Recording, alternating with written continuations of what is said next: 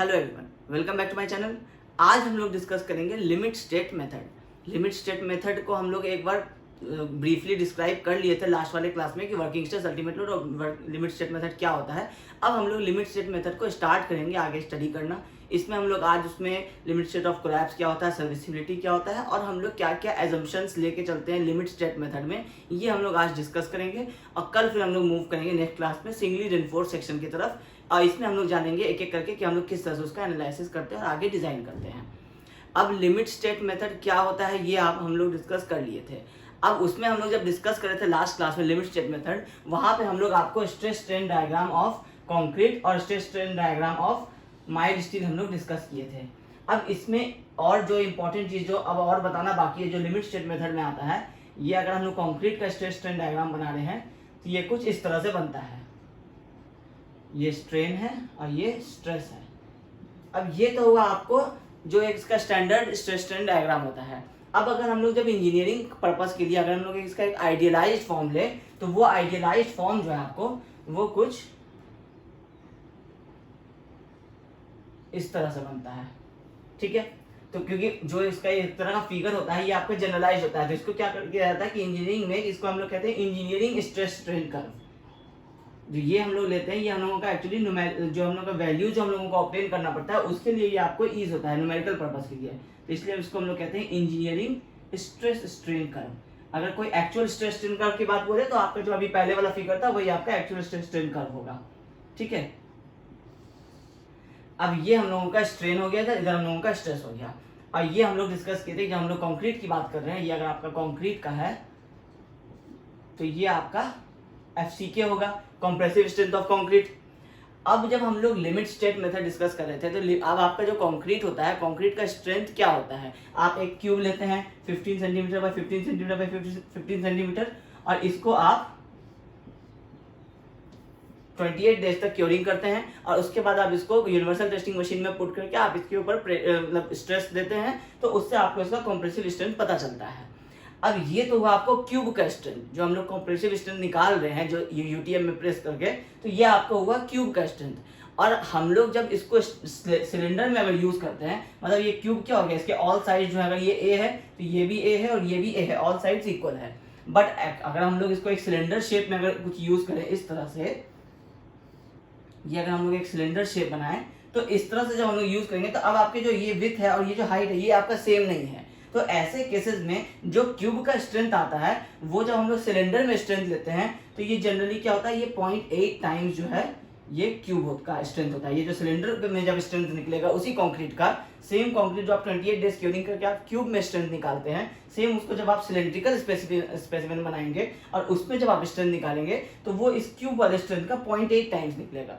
तो मतलब अगर आपका क्यूब में जो स्ट्रेंथ आया है वो FCK आया है, तो सिलेंडर में अगर ये आपका क्यूब का है FCK, तो जब आप सिलेंडर की बात करेंगे तो उसमें जो आपका स्ट्रेंथ होगा ये कितना हो जाएगा 0.8 FCK, ठीक है। अब जब हम इसको बहुत बड़े स्ट्रक्चर में, जैसे ये तो आपका सिलेंडर हो गया, सिलेंडर में हो सकता है कि ये वाला साइज अगर आपका A है तो ये वाला साइज आपका 2A या फिर आपका 3A या 4A तक आपका जनरली होता है, जिसको आप सिलेंडर बोलेंगे।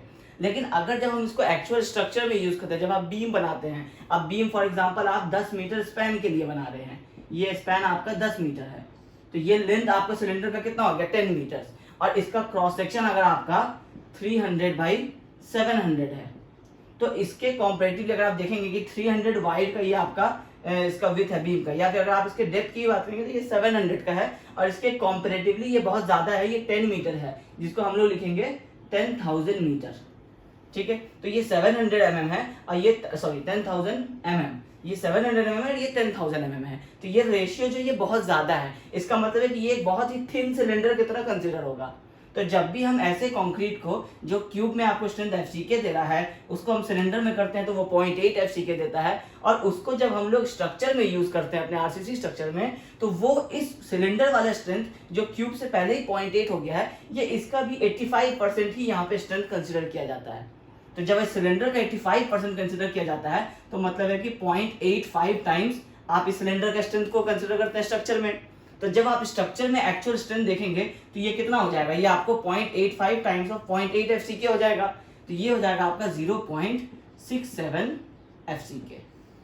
मतलब एक क्यूब जिसमें आप सीमेंट, सैंड, कोर्स एग्रीगेट सब आप कंबाइन करते हैं और आप उसको एक क्यूब बनाते हैं कंक्रीट का, फिर आप उसको 28 डेज क्योरिंग करते हैं, वो अगर आपका स्ट्रेंथ दे रहा है FCK, या एग्जांपल के लिए आप कह लीजिए कि ये आपका स्ट्रेंथ दे रहा है 30 MPa, 30 न्यूटन पर mm², तो जब आप इसको स्ट्रक्चर में यूज करते हैं तो स्ट्रक्चर में जो हम लोग उसका स्ट्रेंथ लेते हैं वो हम लोग लेते हैं 0.67 टाइम्स ऑफ FCK।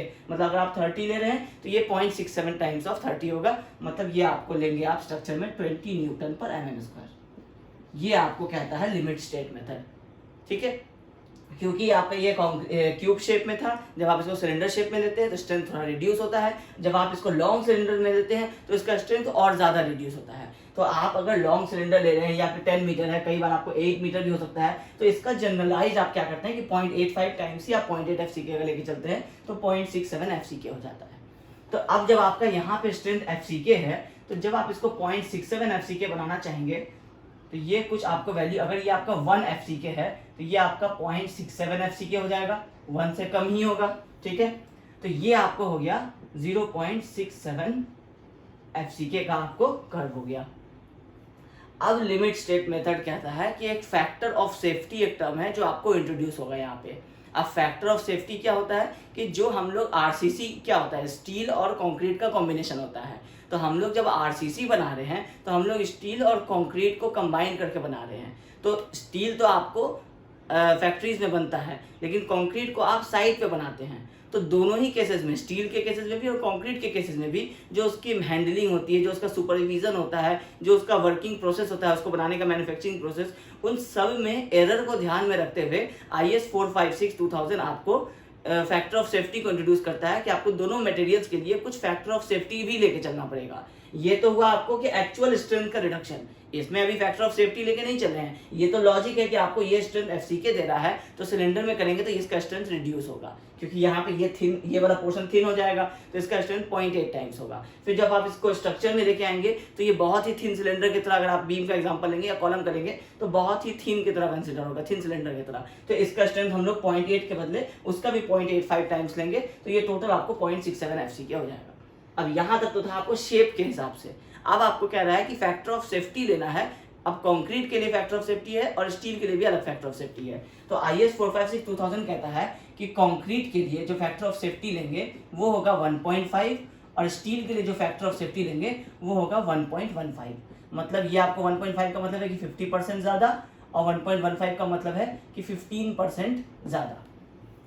तो अब स्टील का 1.15 है, ये कम है, और कंक्रीट का 1.5 है, तो ये कंक्रीट के मुकाबले स्टील में factor of safety come provide किया गया है, क्योंकि स्टील आपको फैक्ट्रीज में बनता है तो वहाँ पे उसका जो सुपरविजन होता है, उसका जो प्रिसीजन होता है वो ज़्यादा होता है। तो इसमें से 15% जो है वो मार्जिन ऑफ एरर कंसिडर किया गया है कि इतना एरर हो सकता है। बट कंक्रीट को आप बनाते हैं साइड पे, उसमें आपको सुपरविजन जो है वो स्टील के कंपेरेटिवली कम होता है और उसमें एरर के चांसेस बढ़ जाते हैं। इसमें मैनुअली उसको ज़्यादा हैंडल करते हैं, और स्टील जो प्लांट में आप बनता है तो वहाँ वो ऑटोमेटिक प्रोसेस से ज़्यादा हैंडल होता है। तो इसलिए आपका कंक्रीट में जो फैक्टर ऑफ सेफ्टी है वो स्टील के कंपेरेटिवली ज़्यादा है, ठीक है। तो अब जब हम लोग कंक्रीट की बात कर रहे हैं तो अगर आप इसी 0.67 FCK में जब आप फैक्टर ऑफ सेफ्टी से इसको डिवाइड करेंगे तो ये कितना हो जाएगा, 0.67 डिवाइडेड बाई 1.5, तो ये हो जाएगा 0.446 FCK। मतलब ये आपका आया डिजाइन स्ट्रेंथ। ये जो आपका 0.67 आया था, ये आया था कैरेक्टरिस्टिक स्ट्रेंथ। इसको एक्चुअली यहां इस तरह से अच्छे से लिख देते हैं। FCK क्या था, FCK था आपका characteristic compressive strength of cube. उसके बाद आया 0.67 FCK, ये आपको same characteristic compressive strength of thin cylinder. या फिर अगर हम लोग पहले 0.67 नहीं लिख के हम लोग पहले लिखते 0.8 FCK, तो ये आया characteristic compressive strength of cylinder. उसके बाद आया आपको 0.67 FCK। तो 0.67 FCK क्या हो गया, characteristic compressive strength of thin cylinder. Thin cylinder जैसे कि हम लोग जब स्ट्रक्चर में ले रहे हैं उस समय, या फिर आप इसको ये भी लिख सकते हैं थिन सिलेंडर, या फिर आप इसको लिख सकते हैं ऑब्लिक इन स्ट्रक्चर, ठीक है। और इसके बाद आया आपको 0.446 FCK, इसको आप कहते हैं characteristic compressive strength of concrete, या एक्चुअली ये आपको थिन सिलेंडर है, और ये जब आप स्ट्रक्चर में ये आपको 0.446 आपको कैरेक्टरिस्टिक कॉम्प्रेसिव नहीं है, ये है आपको design strength of concrete in structure.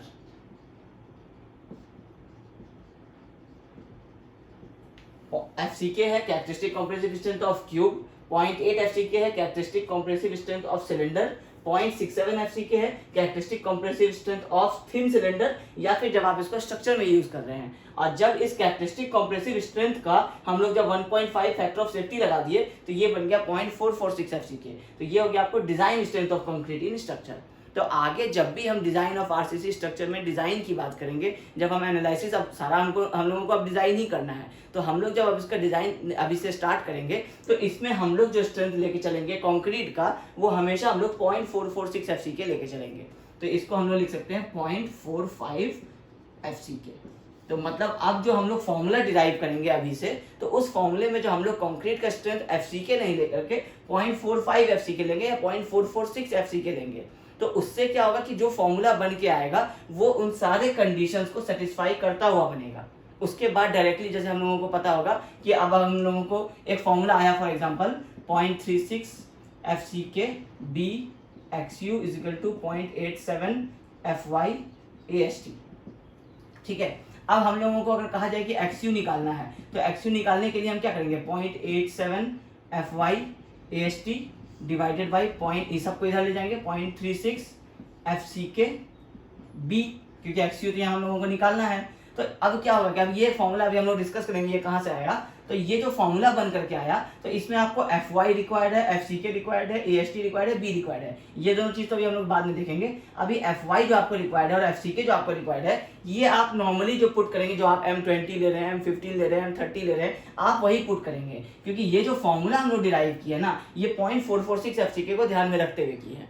तो इसका मतलब है कि आप यहाँ पे सिर्फ FCK पुट कीजिए 20, वो उसका 0.446 करके ही आपको जो सॉल्यूशन आएगा ये उसको ध्यान में रखते हुए आएगा। ऐसा नहीं है कि आप यहाँ जो 20 पुट करेंगे तो ये आपको डायरेक्टली सिर्फ इस FCK को ही लेकर के आ जाएगा, फिर इस वाले 0.446 को डिस्कस करने का मतलब क्या हुआ। तो ऐसा नहीं होता है। ये अब जो हम लोग फॉर्मूला जो हम लोग अभी से निकालेंगे तो आपको उसमें समझ में आ जाएगा कि हम लोग ये 0.446 का यूज कहाँ कर रहे हैं।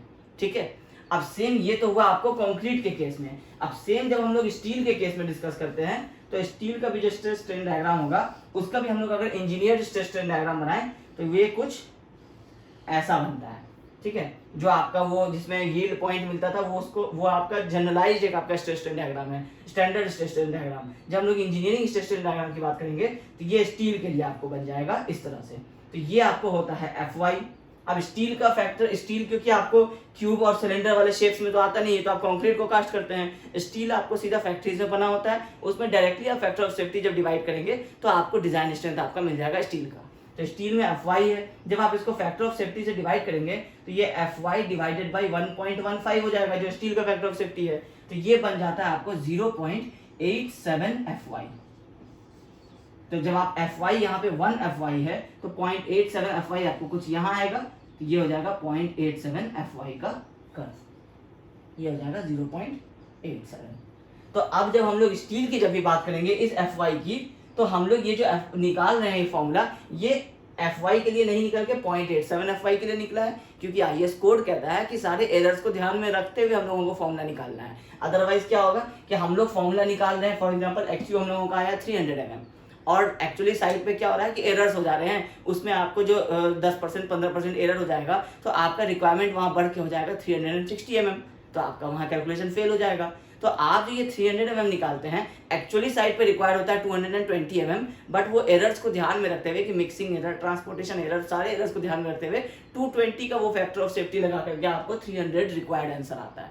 इसी के लिए फैक्टर ऑफ सेफ्टी से हम लोग ये वाला फॉर्मूला निकालते हैं। तो अब आपको इस पूरे डिस्कशन से आपको दो कंक्लूजन मिलना चाहिए।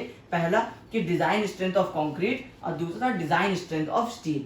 तो हम लोग अगर इस पूरे को समराइज करें तो आपको 2 पॉइंट्स निकल के आया है, डिजाइन स्ट्रेंथ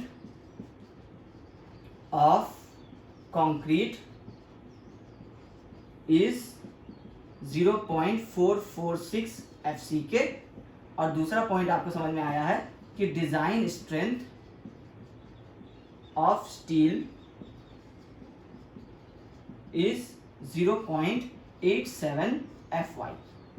अब ये दोनों चीज आपको समझाना जरूरी है, क्योंकि ये अगर आपको समझ में नहीं आएगा तो आपको आगे सिर्फ रटना पड़ जाएगा, क्योंकि आपको 0.87 FY और 0.446 FCK कहाँ से आया है ये अगर आपको याद हो गया तो आपको आगे के सारे डेरिवेशंस याद हो जाएंगे, क्योंकि हम लोग उसको इस तरह से स्टडी करेंगे कि आपको सिर्फ नॉर्मल कॉन्सेप्ट याद रखना पड़ेगा कि आपको वहाँ पे एरिया और स्ट्रेस से मल्टीप्लाई करना है, तो एरिया कहाँ कितना है और स्ट्रेस कितना रहेगा। ये स्ट्रेस का वैल्यू अगर आपको याद हो गया कि ये कहाँ से आ रहा है, ये क्यूब से सिलेंडर और सिलेंडर से स्ट्रक्चर और वहाँ से फिर फैक्टर ऑफ सेफ्टी, अगर आपको प्रोसेस याद रहेगा तो आप ऑटोमेटिकली भी आप FCK अगर आप सिर्फ याद रखेंगे तो आपको FCK से पता रहेगा कि क्यूब और सिलेंडर में कितना होता है, 0.8 FCK होता है। फिर सिलेंडर और थिन सिलेंडर में कितना होता है, 0.85 टाइम्स ऑफ 0.8 FCK हो जाता है। तो ये जो सॉल्व कीजिएगा आप, ये आपको वैल्यू कितना आ जाएगा, 0.67 FCK आ जाएगा।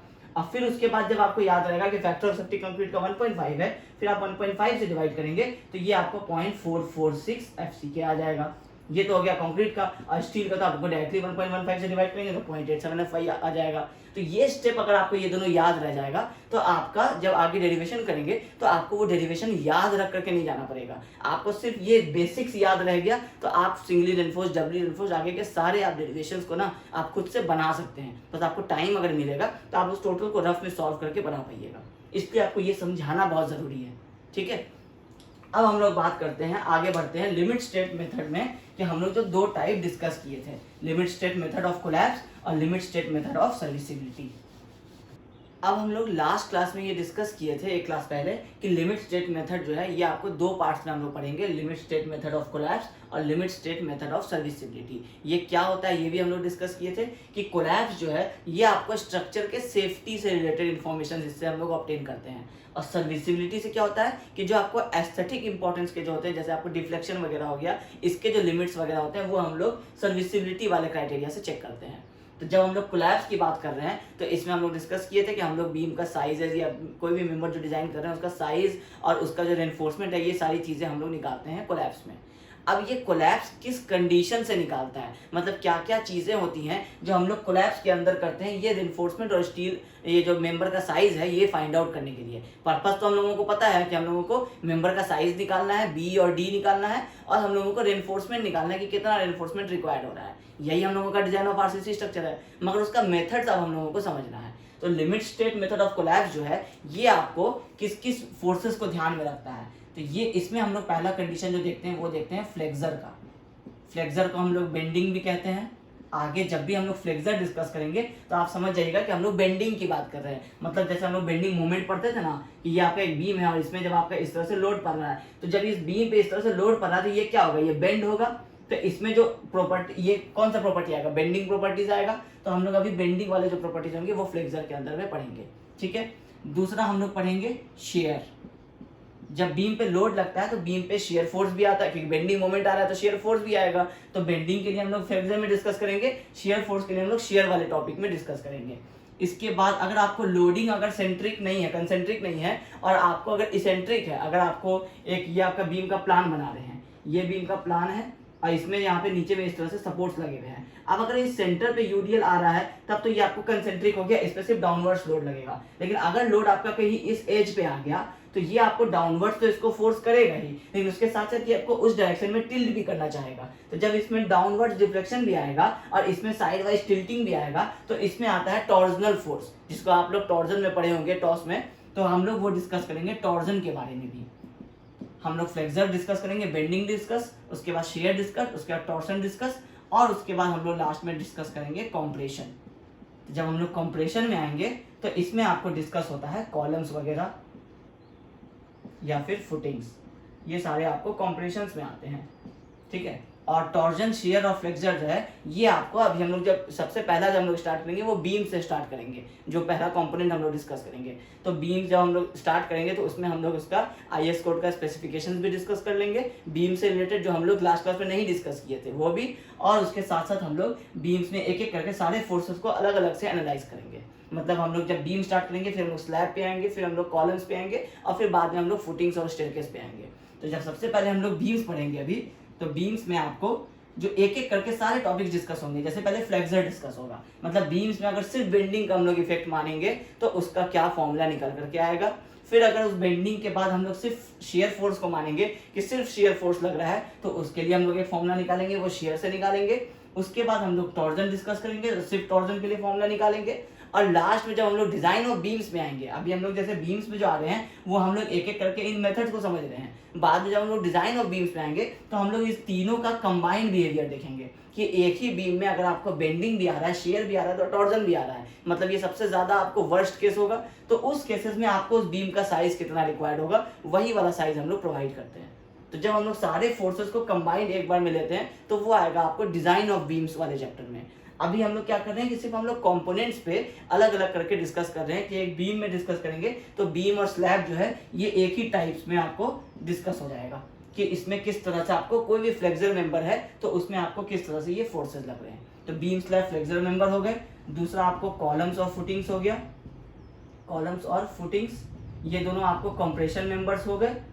और आपको फिर स्टेयरकेस हो गया, स्टेयरकेस भी बेसिकली आपको फ्लेक्सर मेंबर ही होगा, बट उसका थोड़ा सा कंडीशन जो है हम लोग अलग डिस्कस करेंगे, वो अलग केसेस होता है उसमें। तो अब हम लोग स्टार्ट करते हैं limit state of method of collapse, जिसमें हम लोग सबसे पहला कंडीशन स्टार्ट करते हैं बेंडिंग का। मतलब आपको प्रोसेस समझना पड़ेगा पहले कि हम लोग पहले इंट्रोडक्शन पार्ट पढ़ लिए कि क्या क्या हम लोग यूज करने वाले हैं limit design of RCC structure में। उसके बाद हम लोग इंपॉर्टेंट पॉइंट डिस्कस करने के बाद आईएस कोड डिस्कस कर लिए, क्योंकि लिमिट स्टेट मेथड पे जो आईएस कोड है हमारा IS 456-2000 उसके कुछ क्लॉजेज आपको पता होने चाहिए। उसके बाद हम लोगों को लिमिट स्टेट मेथड ही डिस्कस करना है आपके सिलेबस के हिसाब से। तो लिमिट स्टेट आपको दो पार्ट में होता है। तो कोलैप्स में आता है आपका फ्लेक्सर, शियर, टॉर्जन और कंप्रेशन, ये चार टाइप के फोर्सेस। तो जब हम लोग बेंडिंग की बात करेंगे तभी हम लोग एक एक करके, बेंडिंग पे एक चैप्टर है आपका जिसमें आपको सिंगली रेनफोर्स, डबली रेनफोर्स बीम आएगा। फिर उसके बाद हम लोग शियर पे डिस्कस करेंगे, टॉर्जन डिस्कस करेंगे, कंप्रेशन डिस्कस करेंगे। ये सारा आपको आएगा कोलैप्स के अंदर में। और जब हम लोग, ये तो हो गया सारा आपको एनालिसिस पोर्शन। जब हम लोग एनालिसिस का मतलब क्या होता है कि फोर्सेस डिटरमाइन करना, फॉर्मूलाज डिटरमाइन करना, ये सारा आपको एनालिसिस में आता है कि एक मेंबर पे इतना फोर्स लग रहा है तो उसमें क्या क्या रिएक्शंस आ रहे हैं और किसके लिए हम लोगों को उसको डिजाइन करना है। अब जब हम लोग डिजाइन में आएंगे तो डिजाइन में इन फोर्सेस से जो फॉर्मूला आएंगे वो हम लोग लेंगे और हम लोग आ जाएंगे लिमिट स्टेट ऑफ सर्विसिबिलिटी पे। इसमें क्या क्या आ जाएगा, आपको डिफ्लेक्शन आ जाएगा। कोई भी एक मेंबर है जैसे बीम है तो उसमें डिफ्लेक्शन अगर आना अलाउड होता है, क्योंकि limit state method deflection allow कर रहा है, तो कितना डिफ्लेक्शन आएगा, कितना परमिसिबल लिमिट होगा, वो हम लोग पढ़ेंगे डिफ्लेक्शन के अंदर। दूसरा आता है आपको क्रैक्स। ये क्रैक्स के बारे में हम लोग नहीं पढ़ेंगे क्योंकि आपके सिलेबस में ये क्रैक्स के ऊपर एक टॉपिक नहीं है, ठीक है। तो ये क्रैक्स आपको सर्विसिबिलिटी के अंदर आता है कि कई बार जैसे हम लोग वाटर टैंक्स बनाते हैं, तो वाटर टैंक्स में जैसे हम लोग लास्ट क्लास में भी डिस्कस किए थे कि हम लोग इसमें क्रैक्स जो है वो अलाउ नहीं करते हैं, क्योंकि अगर क्रैक आएगा तो बॉटम में सबसे ज्यादा प्रेशर होता है तो वो उसको ब्लास्ट कर देगा। तो ये क्रैक्स के भी एक एनालिसिस होता है, तो वो हम लोग अभी नहीं पढ़ेंगे अपने सिलेबस में, ठीक है। और आपको इसके इन दोनों के अलावा जो आपको मिसलेनियस टॉपिक्स होंगे उसमें आपको आ जाएगा डेवलपमेंट लेंथ। ये सब चीज हम लोग डिस्कस करेंगे कि ये क्या होता है। ये सारी चीजें जब हम लोग डिजाइन का टॉपिक स्टार्ट करेंगे, जैसे डिजाइन अब हम लोग जब बीम करेंगे तो बीम में हम लोग ये तीनों कंडीशन ध्यान रखेंगे, फिर डिफ्लेक्शन चेक करेंगे, डेवलपमेंट लेंथ चेक करेंगे और बॉन्ड स्ट्रेंथ की भी हम लोग बात करेंगे, ठीक है। तो अब हम लोग स्टार्ट करते हैं अपना limit state method of collapse, जिसमें हम लोग स्टार्ट करते हैं सबसे पहला अपना फ्लेक्सर कंडीशन, मतलब बेंडिंग कंडीशन। अब limit state method of collapse में फ्लेक्सर वाले कंडीशन को स्टार्ट करने के लिए पहले कुछ एजम्पशंस आपको पता होने चाहिए कि आप किन किन चीज़ों को क्या क्या एज्यूम करके चलेंगे कि ये इस तरह से होंगी। इसके बाद ही हम लोग उसके डेरिवेशन पे पहुंचेंगे, फिर हम लोग फॉर्मूला वगैरह डिराइव करेंगे इसके बाद वाले क्लास में। ये हमारा आज का लास्ट टॉपिक होगा। अब ये एजम्पशंस क्या है, तो एजम्पशंस आपको यहाँ बोर्ड पे गिवन है, एक एक करके हम लोग डिस्कस करते हैं। पहला पॉइंट है plane section normal to the beam axis remain plane after bending. इसका मतलब क्या होगा, इसका मतलब है कि अगर आपका ये एक रेक्टेंगुलर बीम है और ये आपका अगर एक इस तरह से सपोर्ट्स पे रखा हुआ है, तो जब इस पे लोडिंग आएगा, तो अगर जब तक लोडिंग नहीं है तब तक ये आपको प्री लोडिंग है। तो प्री लोडिंग में अगर आप इसका किसी भी पॉइंट से अगर आप इसका क्रॉस सेक्शन देखेंगे तो ये अगर आपका रेक्टेंगुलर है तो ये आपको कुछ इस तरह से रेक्टेंगुलर शेप दिखाएगा और इसका ये विड्थ हो जाएगा b और इसका ये ओवरऑल डेप्थ हो जाएगा d, ये आपके अगर आप रेक्टेंगुलर बीम को दो सपोर्ट्स के ऊपर रख रहे हैं तो इसका क्रॉस सेक्शन कुछ इस तरह से ही दिखेगा। तो ये हो गया बिफोर लोडिंग। तो जब लोडिंग नहीं है तो बेंडिंग नहीं है, तो इसका मतलब है बिफोर बेंडिंग भी हो गया। अब ये हो गया आपको बिफोर बेंडिंग। अब जब आप इस पे लोडिंग दे देंगे तो ये क्या होगा, बेंड होगा। बेंड होगा, अगर हम इसको सिंपली सपोर्टेड ही अभी कंसिडर करते हैं तो ये आपका सपोर्ट है, या इसको हम लोग इस तरह से बना देते हैं कि ये आपका सपोर्ट है और ये आपका सपोर्ट है, इसके ऊपर आपका इस तरह से बीम रखा हुआ था। अब जब इस पे लोडिंग आया और ये बेंडिंग हुआ तो इसमें बेंडिंग जो होगा ये आपका कुछ इस तरह से होगा। अगर यूडीएल लोड कंसिडर कर रहे हैं तो यूडीएल लोड इसके ऊपर पड़ेगा, तो बीच में सपोर्ट नहीं है, एज पे सपोर्ट रहेगा, तो जब ये बीच वाला पोर्शन बॉटम की तरफ शिफ्ट होगा तो टॉप वाला पोर्शन आपको इस तरफ से उठने की कोशिश करेगा, तो ये आपको अब बेंड होगा। तो अब अगर जब ये बेंड हो जाता है, इसके बाद जब आप इसका क्रॉस सेक्शन इस तरह से देखेंगे किसी भी पॉइंट पे से, तो ये भी आपको रेक्टेंगुलर ही शो होगा, ये बी और ये डी ही रहेगा। ये मतलब हुआ आपका इस पॉइंट नंबर 1 का कि plane section normal to the beam axis, मतलब ये normal to the beam axis है, ये आपका बीम का एक्सिस है, इसके ये हम लोग नॉर्मल एक सेक्शन कट कर रहे हैं। तो बी और डी अगर इनिशियली था बिफोर बेंडिंग, तो आफ्टर बेंडिंग भी आपका ये बी और डी ही रहेगा। ये सेक्शन जो है ये चेंज नहीं हो रहा है। अगर आप ये हम लोग ऐसा एज्यूम करना है, एक्चुअल में चेंज हो रहा है, क्योंकि जब आप इसको देखेंगे तो ये टॉप वाला पोर्शन कॉम्प्रेस हो रहा है, बॉटम वाला पोर्शन जो है वो आपका एक्सपैंड हो रहा है। तो इसका जो आपका क्रॉस सेक्शन है ये कुछ इस तरह से ऐसा होना चाहिए, क्योंकि ये बॉटम वाला बेंड हो रहा है, टॉप वाला बेंड हो रहा है, बॉटम वाला एक्सपैंड हो रहा है, बट ये एक्चुअली ऐसा हम लोग एज्यूम नहीं करके हम लोग इसको ऐसा ही एज्यूम करेंगे। ये हमारे एनालिसिस का पहला एजम्पशन है, ये हम लोगों को मान के चलना है। ठीक है, इससे क्या होगा कि आपको कैलकुलेशन के लिए बी और डी जो है ये आपका नॉर्मली रहेगा, बाकी सारी चीजें जो है वो अलग अलग फैक्टर्स में आपको फैक्टर ऑफ सेफ्टी में रख लिया जाता है। इसलिए ये हम लोगों का पहला एजम्पशन आता है कि plane section normal to the beam axis remain plane after bending. जो बिफोर बेंडिंग एक्सिस सेक्शन था वही आफ्टर बेंडिंग भी सेक्शन होगा। ठीक है, ये हो गया पहला पॉइंट। दूसरा पॉइंट है the maximum compressive strain in concrete at the outermost fibre, जिसको हम लोग एप्सिलॉन CU बोलेंगे, maximum compressive strain in outermost fibre. ये वाला जो टर्म है इसको हम लोग लिखेंगे एप्सिलॉन CU से। एप्सिलॉन स्ट्रेन का सिंबल होता है और CU मतलब कंक्रीट की हम लोग बात कर रहे हैं। तो हम लोग कंक्रीट की बात करें, इज टेकन एज 0.0035। अब ये लाइन का मतलब क्या होगा, इसके लिए आ जाइए आप stress strain diagram of concrete पे। ये आपका कंक्रीट का स्ट्रेस स्ट्रेन डायग्राम अभी हम लोग अभी डिस्कस किए थे, ये कुछ इस तरह से होगा। तो ये जो हम लोग स्ट्रेट लाइन बना रहे हैं, मतलब इस पॉइंट के बाद हम लोग स्ट्रेस इंक्रीज नहीं करेंगे फिर भी स्ट्रेन इंक्रीज होता रहेगा, तो ये कितने पॉइंट तक होता रहेगा, मतलब ये इंफिनिटी तक तो नहीं जाएगा, तो ये किसी पॉइंट पे जाकर के स्टॉप होगा। तो जिस पॉइंट पे ये जाकर के हम लोग इसको इंजीनियरिंग कर्व में स्टॉप मानते हैं, वो अगर आपका ये वाला पॉइंट है, तो इस वाले पॉइंट पे जो आपका स्ट्रेन आएगा ये होगा 0.0035। हम लोग अभी तक स्ट्रेस की बात कर रहे थे, तो स्ट्रेस की हम लोग अगर बात करेंगे तो हम लोग इसमें अगर 3 कर्व मानते हैं इस तरह से, तो ऊपर वाला का हम लोग स्ट्रेस मान रहे थे यहाँ पे FCK वैल्यू, बीच वाले का हम लोग मान रहे थे 0.67 FCK, और ये वाले लाइन का हम लोग मान रहे थे 0.446 FCK। ये सब क्या था, ये सब आपका स्ट्रेस का वैल्यू था। ठीक है, 0.446 FCK, 0.67 FCK, maximum compressive stress की हम लोग बात कर रहे थे, तो वो आपको ये वाला वैल्यू था। ये तो हो गया y एक्सिस में। x एक्सिस में आपको क्या था, स्ट्रेन था। स्ट्रेन यूनिटलेस होता है, तो स्ट्रेन का जो वैल्यू है यहाँ पे आपको 0 स्ट्रेन है, यहाँ पे आपको 0.001 स्ट्रेन है, यहाँ पे आपको 0.002 स्ट्रेन है। इसी तरह करके ये मैक्सिमम जब 0.0035 हो जाएगा तो उस पॉइंट पे हम लोगों का ये ग्राफ जो है ये एंड हो जाता है। मतलब हम लोग क्या कर रहे हैं कि मैक्सिमम कॉम्प्रेसिव स्ट्रेन, कंक्रीट है तो कॉम्प्रेशन की बात हो रही है, मैक्सिमम की बात हो रही है और स्ट्रेन की बात हो रही है। तो जो स्ट्रेन आपका मैक्सिमम वैल्यू होगा वो ये सेकंड नंबर पॉइंट कह रहा है कि हम लोग 0.0035 लेंगे। अब ये 0.0035 आपको ये पॉइंट होता है कर्व पे, तो आप जब ये डायग्राम बनाएंगे तो आप इसको एंड करेंगे 0.0035 पे। और ये जहां तक ये पैराबोलिक आपको ये चलता है, ये स्ट्रेट लाइन यहाँ से आके इस तरह से पैराबोलिक होता है, उसके बाद ये स्ट्रेट हो जाता है। ये वाले पॉइंट को अगर हम नीचे लाएंगे तो ये आपको होगा 0.002 पे।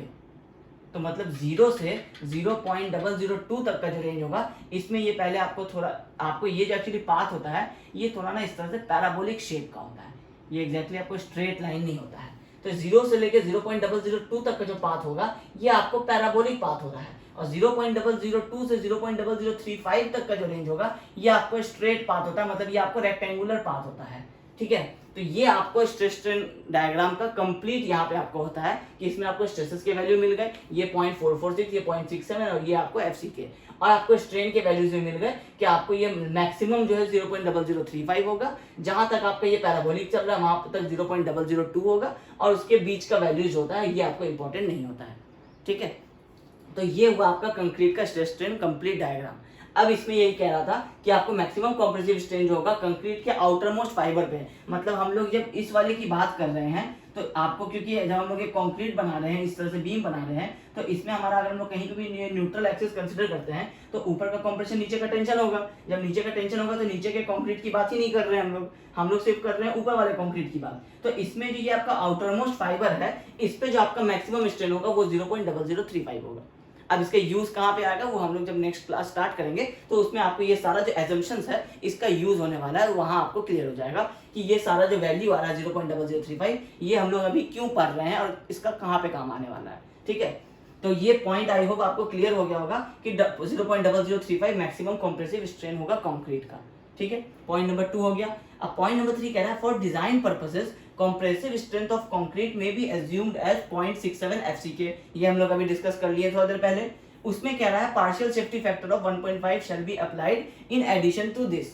ये जो हम लोग 0.67 FCK किए थे ये आपको compressive strength of concrete था जो कि आपको सिलेंडर में कंसिडर हुआ था, कैरेक्टरिस्टिक कॉम्प्रेसिव स्ट्रेंथ। इसमें जब आप पार्शियल सेफ्टी फैक्टर 1.5 लगाएगा कंक्रीट का तो ये आपको बन जाएगा 0.446 FCK। ये आपका डिजाइन स्ट्रेंथ होगा। तो यही कह रहा है कि डिजाइन पर्पस के लिए आप कंप्रेसिव स्ट्रेंथ 0.67 लीजिए, उसमें आपको 1.5 फैक्टर ऑफ सेफ्टी लगाइए, तब आपका 0.446 आएगा, यही आप यूज करेंगे।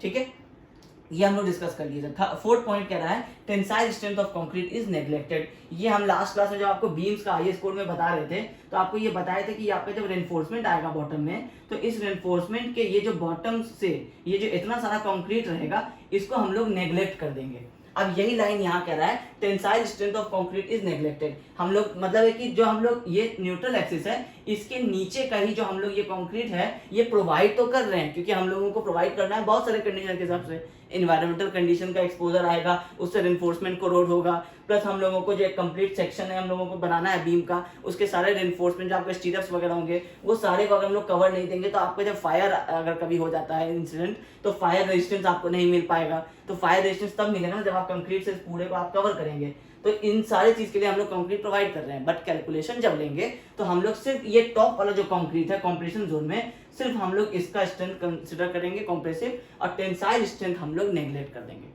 होता है कंक्रीट में थोड़ा सा, बट हम लोग उसको नेग्लेक्ट करके चलेंगे। ठीक है, अब कितना होता है टेंसाइल स्ट्रेंथ कंक्रीट का, ये होता है 0.7 FCK। ये भी आपको आपके आईएस कोड 456 में किसी क्लॉज में दिया हुआ है कि ये 0.7 FCK जो है हम लोगों का स्ट्रेंथ होता है टेंसाइल स्ट्रेंथ। अगर हम FCK 25 पुट करें तो ये वैल्यू आपको 3.5 न्यूटन पर mm² आ जाएगा। अब आप सोचिए कि M25 में कॉम्प्रेसिव स्ट्रेंथ 25 होता है और उसका टेंसाइल स्ट्रेंथ 3.5 होता है, मतलब 1/10 टाइम जो है ये एटलीस्ट आपको कम आ रहा है। तो हम लोगों को कह रहा है कि ये 3.5 को भी आप 0 कंसिडर करके चलिए, वो उतना आपके पास सेफर साइड रहेगा। इनकेस अगर आपका कुछ एरर और ज्यादा हो जाता है तो वो कंक्रीट का जो आपको टेंसाइल स्ट्रेंथ में भी जो वो आपको हेल्प करता है वो आपके लिए एक बेनिफिट हो जाएगा, बट आपको डिजाइन अभी जो आप न्यूमेरिकल्स करेंगे उसमें आपको ये कंसिडर नहीं कर रहा है, ये आपका एजम्पशन है। ठीक है, तो एजम्पशन नंबर 5 हो गया कि for design purposes assumption number 4 था tensile strength of concrete is neglected, ये हम लोग नेग्लेक्ट करके चलेंगे। अब पॉइंट नंबर 5 है for design purposes design strength of steel is taken as 0.87 FY। ये भी हम लोग जब अभी स्टील स्ट्रेस स्ट्रेंथ का डिस्कस करते हैं उसमें बता दिए थे कि FY को जब हम लोग 1.15 से डिवाइड करेंगे उसका पार्शियल सेफ्टी फैक्टर तो वो आपको आ जाएगा 0.87 FY के बराबर। यही ये यहाँ भी कह रहा है पॉइंट नंबर 5 में। अब लास्ट पॉइंट नंबर 6 कह रहा है मैक्सिमम स्ट्रेन एप्सिलॉन ST। अभी हम लोग एप्सिलॉन CU की बात कर रहे थे, तो एप्सिलॉन स्ट्रेन क्यों कहते हैं, तो एप्सिलॉन कंक्रीट का CU में आएगा और स्टील का ST में आएगा। ठीक है, तो एप्सिलॉन ST जब भी लिखा रहेगा तो मतलब maximum strain in tension reinforcement की बात हो रही है। तो maximum strain in tension reinforcement at the level of centroid of reinforcement steel shall not be less than ये वाला फॉर्मूला। अब ये आपको समझना है कि ये क्या कह रहा है। ये कहना चाह रहा है कि जो आप कोई भी आप सेक्शन बनाएंगे, जैसे अभी हम लोग बीम की बात कर रहे हैं, तो बीम का जब आप सेक्शन बनाएंगे तो उसमें जब आप टेंशन जोन में रेनफोर्समेंट देंगे, ये आपका बीम है, इसमें हम लोगों का अभी देखिए, अब ये बीम है, इसमें हम न्यूट्रल एक्सिस समझाते हैं क्या होता है कि ये आपका अगर आप एक रेक्टेंगुलर बीम है और सिर्फ कंक्रीट का है, तो आपको अगर कहा जाए कि इसका सीजी बताइए, तो आप इजीली कह सकते हैं कि ये d/2 हो जाएगा, क्योंकि ये टोटल अगर d है तो ये d/2 हो जाएगा।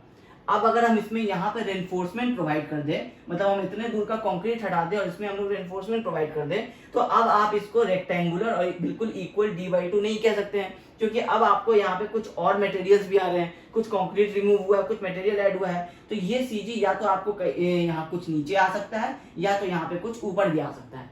तो ये जो लाइन होता है सीजी, ये क्या करता है, दो इक्वल हाफ में डिवाइड करता है। तो जब आप यहाँ पे सिर्फ कंक्रीट प्रोवाइड किए हुए हैं, तो आप कह रहे हैं कि ये ऊपर का कंप्रेशन और नीचे का टेंशन जो है वो d/2 और d/2 है। लेकिन जब आप यहाँ पे स्टील भी प्रोवाइड कर देंगे, मतलब जब आप इस कंक्रीट को आरसीसी बना देंगे, तो उस केसेस में ये जो न्यूट्रल एक्सिस है ये d/2 पे नहीं होगा, और ये आपको किसी भी लेंथ पे हो सकता है। अगर यहाँ होगा तो इसका मतलब है कि ये इतना सा पोर्शन इज इक्वल टू ये सिर्फ इतना सा आपका पोर्शन, ये वाला।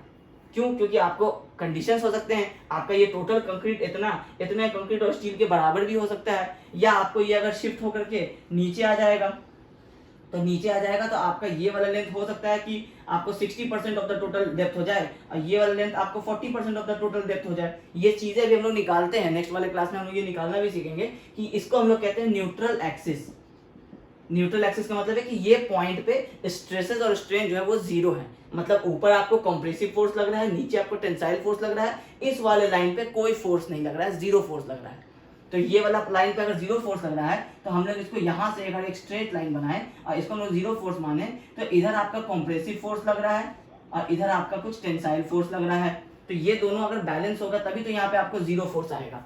तो ये न्यूट्रल एक्सिस डिसाइड करता है कि कंप्रेशन जोन कितना दूर होगा, टेंशन जोन कितना दूर होगा। तो पॉइंट नंबर 6 कह रहा है कि जो मैक्सिमम स्ट्रेन होगा टेंशन रेनफोर्समेंट में। अब टेंशन जोन नीचे वाला होता है, कंप्रेशन ऊपर वाला होता है, इसमें जो हम रेनफोर्समेंट प्रोवाइड कर रहे हैं, मतलब ये वाला, तो ये वाला जो हम रेनफोर्समेंट प्रोवाइड कर रहे हैं, तो इसमें इस लेवल पे ये जो अगर हम लोग का सीजी आएगा इस रेनफोर्समेंट का, इस लेवल पे जो आपका स्ट्रेन होगा, मैक्सिमम स्ट्रेन होगा, वो आपको ये वाला फॉर्मूला होगा। अब ये वाला फॉर्मूला क्या है ये आपको याद रखने की जरूरत नहीं है, ये आपको समझाते हैं अभी क्या होता है। और हम लोग यहाँ बनाते हैं स्ट्रेस स्ट्रेन डायग्राम। अच्छा, या इसको यहाँ नहीं बना के यहाँ बनाते हैं।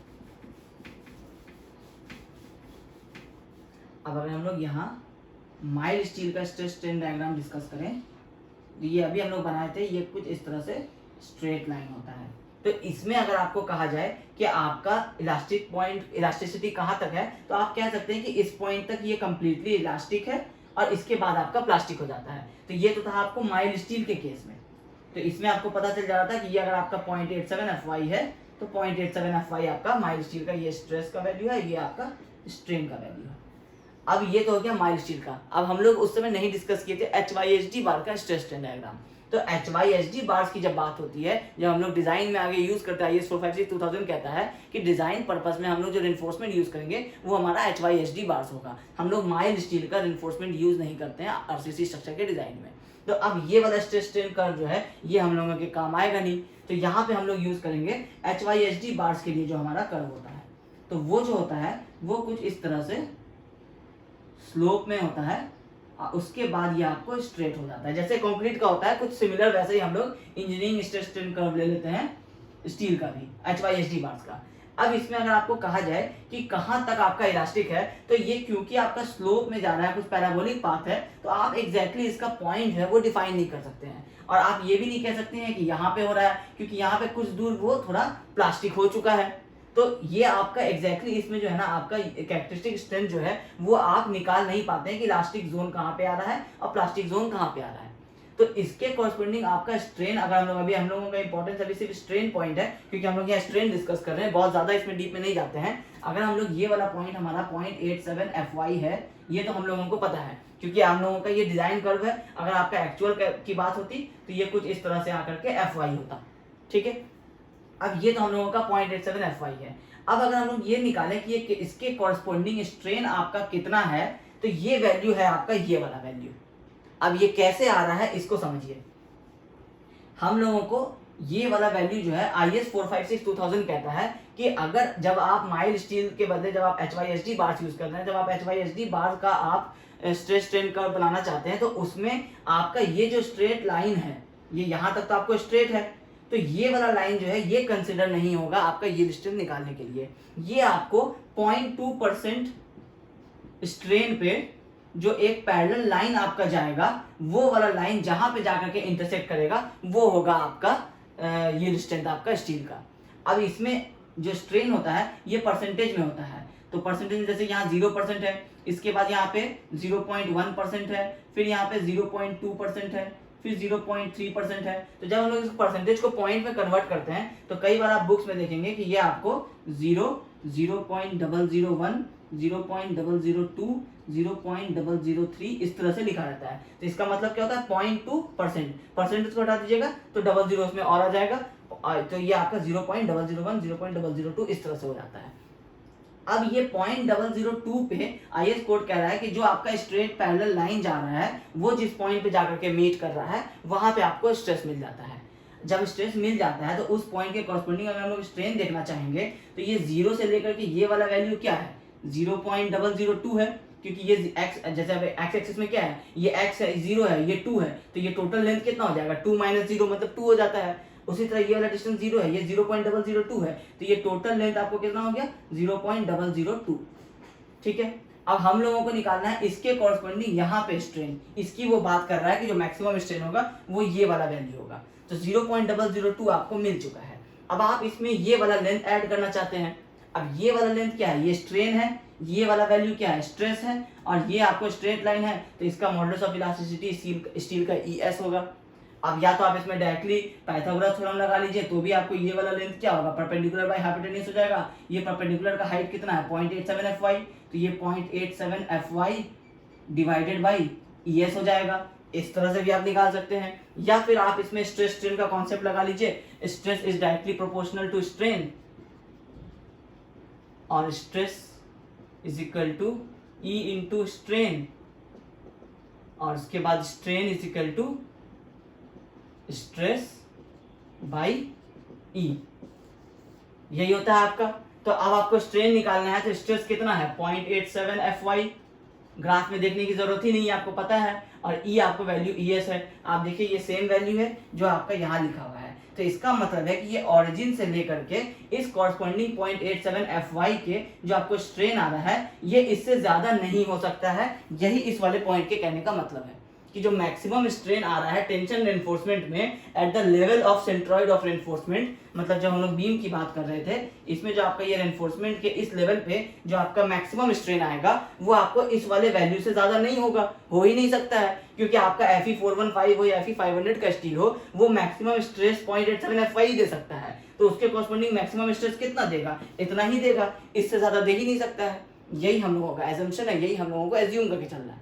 तो ये वैल्यू एक आपको याद होना चाहिए, उसके लिए ये वाला डायग्राम आपको याद होना चाहिए। उसके बाद आपको ये 0.0035 वाला जो वैल्यू है ये हम लोग कंक्रीट के स्ट्रेस स्ट्रेन डायग्राम से आपको समझ चुके हैं। तो ये दोनों जो स्ट्रेस स्ट्रेन डायग्राम है कंबाइंड विद ये आपको जो 6 आपको एजम्पशंस है, ये आपका एक क्वेश्चन बनता है, यहाँ से शुरू होता है डिजाइन ऑफ RCC स्ट्रक्चर में। ये आपका पहला थ्योरी क्वेश्चन हो सकता है कि लिमिट स्टेट मेथड के फ्लेक्सर कंडीशन के एजम्पशन स्टेट कीजिए, तो उसमें आपको ये 6 पॉइंट और सेकेंड वाले पॉइंट के साथ कंक्रीट का stress strain diagram, stress strain diagram of concrete,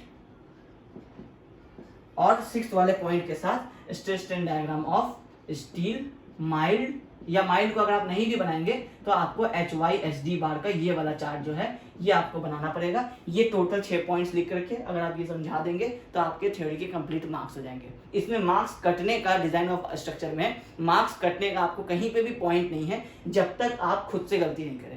अगर आप इस टोटल लाइन को एज इट इज लिख देते हैं जो आपके नोट्स में दिया होगा, तो उसको अगर आप एज इट इज लिख देते हैं और आप इस डायग्राम को बना देते हैं तो आपको कंप्लीट मार्क्स वहाँ पे मिल जाएगा। इसको और बहुत ज़्यादा एक्सप्लेन करने की जरूरत भी नहीं है, ये सिर्फ आपके समझाने के लिए हम लोग इतना लंबा चौड़ा इसको एक्सप्लेन किए थे। अदरवाइज आप इस डायरेक्टली 6 पॉइंट को भी आप लिख देंगे और डायग्राम बना देंगे तो पूरे मार्क्स आएंगे। सेम न्यूमेरिकल में भी होता है, अगर आप कंप्लीट न्यूमेरिकल सॉल्व कर देंगे और फाइनल आंसर तक अगर आप निकाल देंगे तो आपको 100% मार्क्स आ सकता है। इसमें मार्क्स डिडक्ट होने का कहीं पे भी चांस नहीं होता है। ठीक है, इसमें आपको कोई स्टेप मार्किंग होता है तो आपको, जैसे अगर आपकी गलती होगी तो 6 के बदले आपको 5, 5 के बदले 4 मिल सकता है, बट अगर आपका कंप्लीट करेक्ट होगा तो 6 में 6 ही मिलेगा, इसमें मार्क्स डिडक्ट नहीं किया जा सकता है। ठीक है, तो ये है आपका assumption design limit state method of collapse under flexor condition. मतलब जब हम लोग बेंडिंग की बात कर रहे हैं तो ये इतना सारा कहानी जो हो रहा है ये बेंडिंग के केस में आ रहा है, तो ये बहुत डिफिकल्ट नहीं है, पहली बार पढ़ने में थोड़ा सा डिफिकल्ट लगेगा, बट आप देखेंगे तो इसमें से 2-4 चीज तो आपको वैसे ही ध्यान होगा जो हम लोग अब तक क्लास डिस्कस किए होंगे, जिसमें आपको 1.5 टाइम जो आपका पार्शियल सेफ्टी फैक्टर होता है ये आपको कंक्रीट का याद हो गया होगा, और स्टील का आपको 1.15 होता है, तो वो 2 पॉइंट्स तो आपको वैसे ही इसमें मिल गए। अब उसके बाद कह रहा है कि tensile strength of concrete is neglected, तो बेसिकली आपको डिफिकल्ट जो पॉइंट्स है इसमें, एक पॉइंट नंबर 2 डिफिकल्ट लगेगा और एक पॉइंट नंबर 6 डिफिकल्ट लगेगा, बाकी सारी चीजें जनरल टर्म्स है। तो ये वाला वैल्यू खाली आपको बस ध्यान अगर रह गया तो फिर आप जो आगे अब नेक्स्ट क्लास से हम लोग डेरिवेशंस करेंगे, जो फॉर्मुलेज निकालेंगे, वो आपको हमेशा याद रहेगा। यही 2 पॉइंट्स अगर आपको याद रह गया 2 और 6 वाला, तो आपको डेरिवेशंस को रटना नहीं पड़ेगा, आपको यूं ही समझ में आ जाएगा। अभी तक थोड़ा कंफ्यूजिंग अगर लग रहा होगा तो क्लासेस को आगे प्रोसीड होने दीजिए, जब हम लोग नेक्स्ट क्लास में फिर लिमिट इस फ्लेक्सर के हम लोग डेरिवेशंस करेंगे सिंगली रेनफोर्स्ड बीम के लिए, उसमें आपको होपफुली बहुत सारी चीज़ें क्लियर हो जानी चाहिए। फिर आगे जब जैसे आप न्यूमेरिकल्स में पहुंचेंगे तो आपको सब चीज़ समझ में आ जाएगा कि कौन चीज़ हम लोग क्यों कर रहे थे। ठीक है, तो ये आज के क्लास को हम लोग यहीं पे कंप्लीट करते हैं। नेक्स्ट वाले क्लास से हम लोग सिंगली रेनफोर्स्ड बीम लेंगे, सिंगली रेनफोर्स्ड क्या होता है, डबली रेनफोर्स्ड क्या होता है, वहाँ डिस्कस करेंगे, और फिर हम लोग उसके फॉर्मुलेज को डिराइव करेंगे। तो आई होप आपको आज का क्लास पसंद आया होगा, तो अगर ये क्लास पसंद आया तो इस वीडियो को ज़रूर लाइक कीजिएगा। Thank you.